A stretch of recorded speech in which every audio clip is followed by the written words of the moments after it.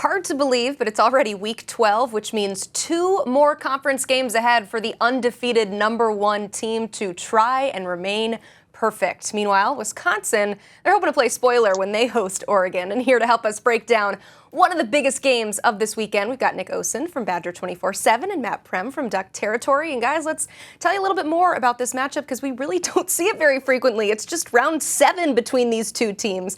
And I'm calling it the rubber match because you see the series is tied at 3 apiece. Dan Lanning, however, he is perfect against unranked opponents, 23-0. Of course, while coaching the Ducks. Meanwhile, Wisconsin has suffered 8 straight losses to AP top 5 opponents. But that is why we play the game. And let's talk about some of the matchups in this one, starting with the Oregon offense versus the Wisconsin defense. And Matt, the Ducks' passing attack has been pretty tough to defend, as evident by teams' inability to do it this season. So what makes it so solid? Yeah, they just have a lot of guys that can make plays at that position group, specifically at receiver. And last weekend, they played without Tez Johnson for the first time, and for the most part, they did okay. They did fine.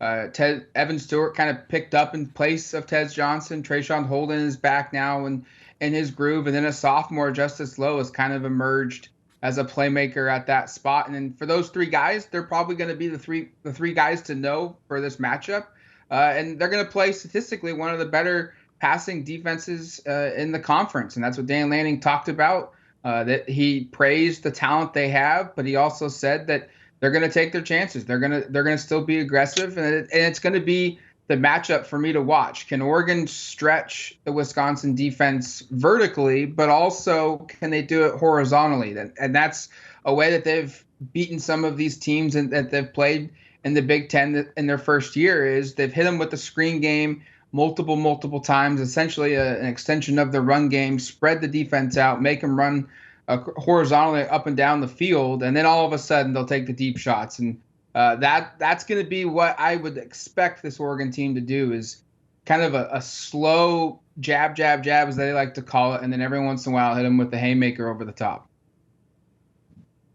Yeah, I think that's spot on, from Matt. Obviously, from what I have seen from Oregon, it's kind of those consistent chunk gains a little bit, with so many of the weapons that they possess. I think another player that Wisconsin is really going to have to be ready for, and maybe somebody that the Badgers haven't seen a lot of guys like him this year, is Terrence Ferguson at the tight end position. I think kind of throughout those weapons, I like how Wisconsin's secondary generally matches up. Guys like Rico Hallman, Hunter Wohler, Preston Zachman has had a really, really impressive fall, kind of those safeties and corners. However, Oregon possesses some different depth, athleticism, speed that you don't always see. And frankly, you don't even always see in the Big Ten Conference. So I think that's going to be very important for Wisconsin's defense. And in addition, with the talent they've got in the secondary, I think you almost have to fully take away Dylan Gabriel's running ability and his legs. The numbers don't necessarily pop off the page with what he can do with his legs, but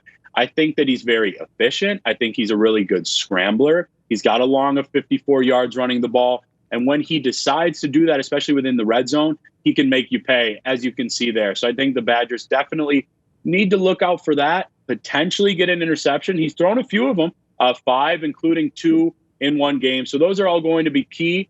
I like talent on talent, kind of strength on strength. However, this is a new level of, really athleticism the Badgers will see that they will have to be prepared for.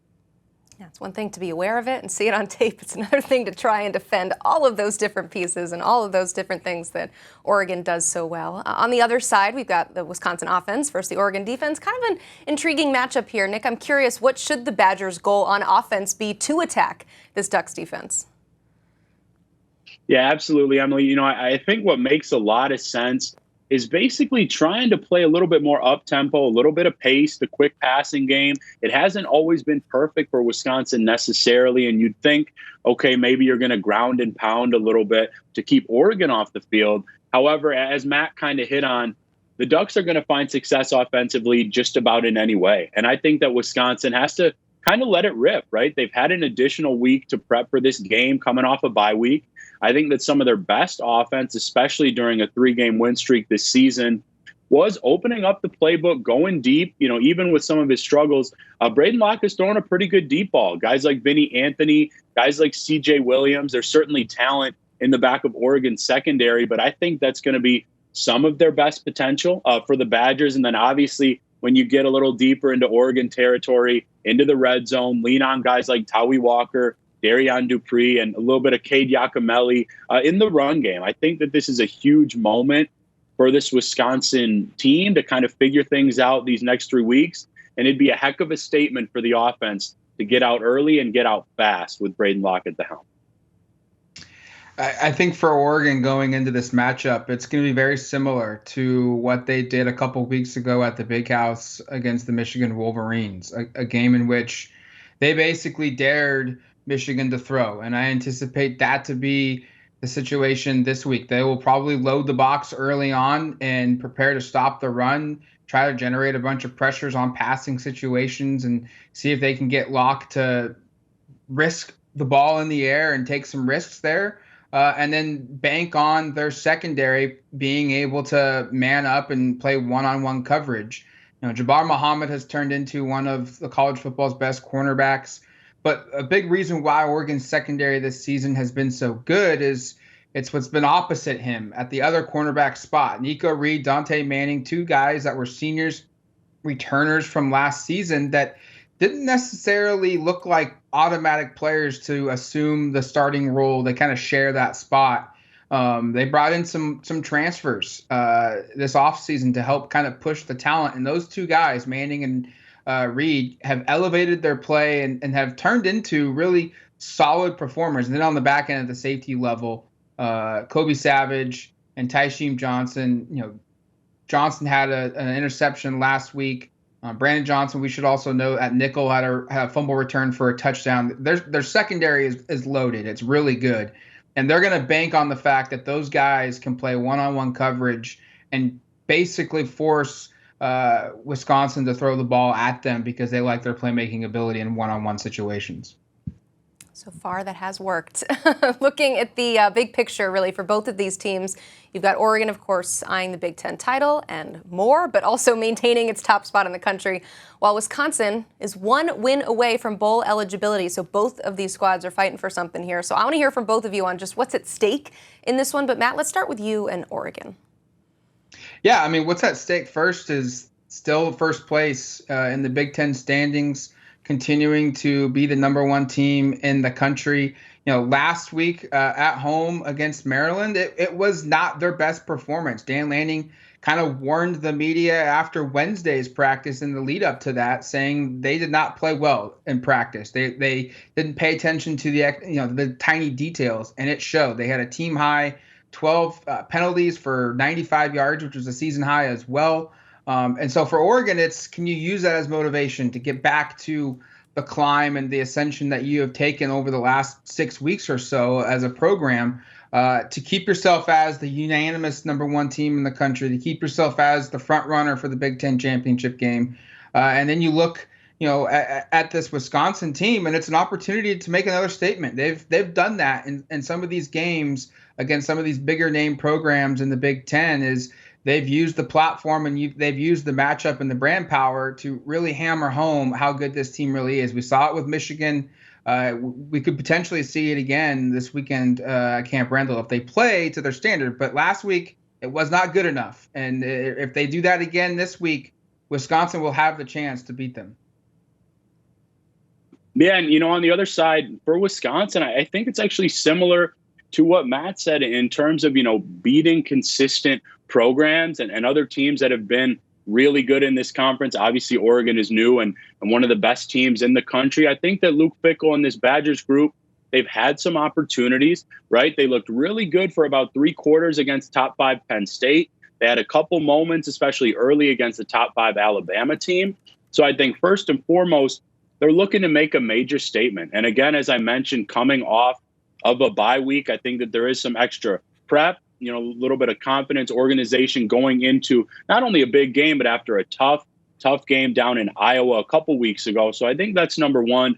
And number two is generating some positive momentum, really going into this final stretch of the season. As Emily mentioned earlier, still working to get that sixth win for bowl eligibility. They then have a couple rivalry games, Nebraska on the road and Minnesota at home, of course, for the Axe. While I expect them to be victorious in at least some of them, this would be a major statement for Fickell and company. And, I'm looking for it to be probably a little bit more competitive than many people think. Yeah, you always hear people say that signature win, right? But it's true. You're still kind of looking for that under Luke Fickell. They've had a lot of wins. They did go to a bowl game last year, but ultimately you want that one signature one. And I certainly think that taking down the number one team would qualify as that. Guys, we simulated this game 20 times on EA College Football 25, the video game. It is unreal just looking at the graphics. I know we do this every week, but man, that looks so realistic. Oregon, despite being on the road at Camp Randall, they won it 17 times. So for each team, let's start with Wisconsin here. Nick, what's the biggest key to pulling out a win in this real football game? Yeah, absolutely, Emily. I think it's a lot easier really said than done, but I think it's to take Dillon Gabriel a little bit out of his element, right?